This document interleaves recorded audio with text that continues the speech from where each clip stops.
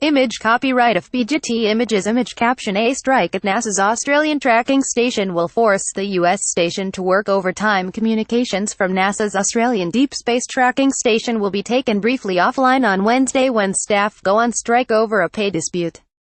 The Canberra Deep Space Communication Complex is one of 3 NASA sites globally that provide constant radio contact with more than 30 spacecraft.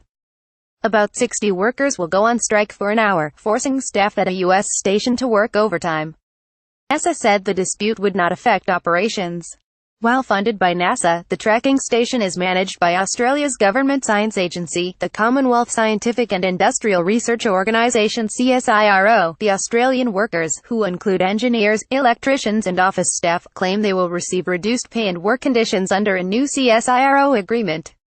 "It's NASA money and they're applying Australian federal government guidelines to us, but it doesn't apply to us," union official Mick Coppy told the BBC. The strike will last for an hour from 14:20 local time 0320 GMT in a bid to raise the profile of the dispute with NASA. The CSIRO said the workers are covered by Australian workplace agreements. NASA said there would be no impact to the operation of the Deep Space Network because staff in the U.S. will work an hour of overtime. What is the role of the Australian station? The complex, just outside of Canberra, works alongside 2 other NASA stations in California, U.S., and near Madrid, Spain. The stations are approximately 120 degrees apart, ensuring at least one can transmit signals as the Earth rotates, NASA says on its website.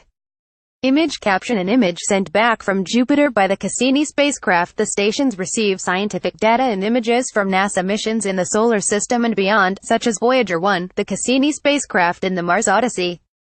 An Australian satellite dish was integral in communications for the Apollo missions, and was the first to beam back images of the moon landing in 1969.